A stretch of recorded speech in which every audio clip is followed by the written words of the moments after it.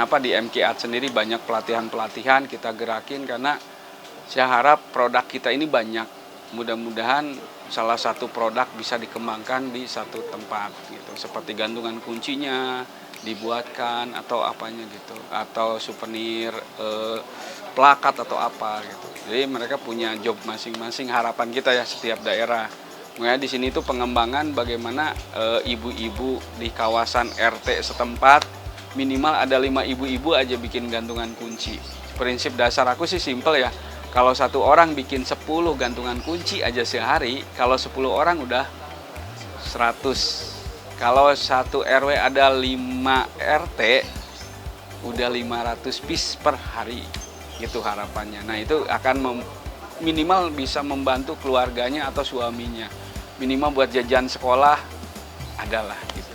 Karena kita ngelihat ke bawah ya, bukan ke atas. Kalau ke atas mah selalu dianggap sebelah mata tentang bambu.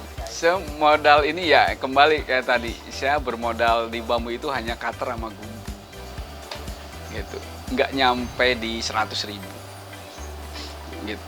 Jadi bambu juga satu batang 15.000, kita bisa bikin karya, ibaratnya pinisi kita bisa jual di 350 yang kecil atau 500.000, seperti itu awalnya.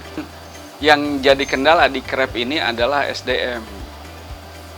Jadi kita terapin ke SDM itu agak sulit, karena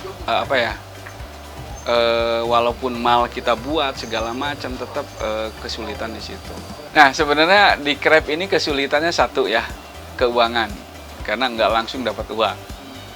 Harus buat dulu orderannya, baru kita jalan. Nah kalau untuk handicraft itu ada orderan, kadang enggak, tapi kan kita harus berbuat ya kan, gitu. Jadi bisa memasarkan next gitu. Nah yang diharapin Karang Taruna teman-teman juga berbuat aja dulu, dikumpulkan, karena kalau udah banyak itu pasti marketnya akan datang. Beda kalau kita posting di Facebook satu aja kan, itu orang ngelihatnya hanya iseng, pas dikasih produk minta banyak dia kelabakan. Itu rata-rata seperti hanya hobi gitu kan. Tapi kalau kita prinsip dasarnya ke produk, berarti kan kita harus siap semuanya.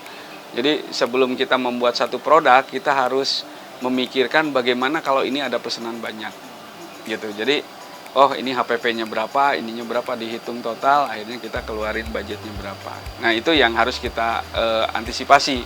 Jangan seperti kemarin kita kontrak dengan Padang itu untuk gantungan kunci 1.000 kodi per bulan, berarti 20.000 piece.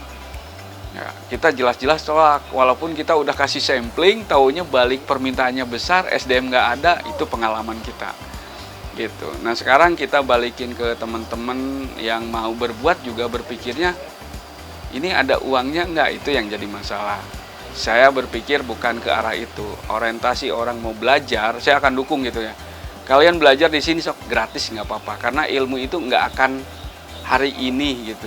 Untuk nanti juga mereka suatu saat, di saat nggak ada kerjaan atau apa, kalau skill ada kan, udah bisa lah.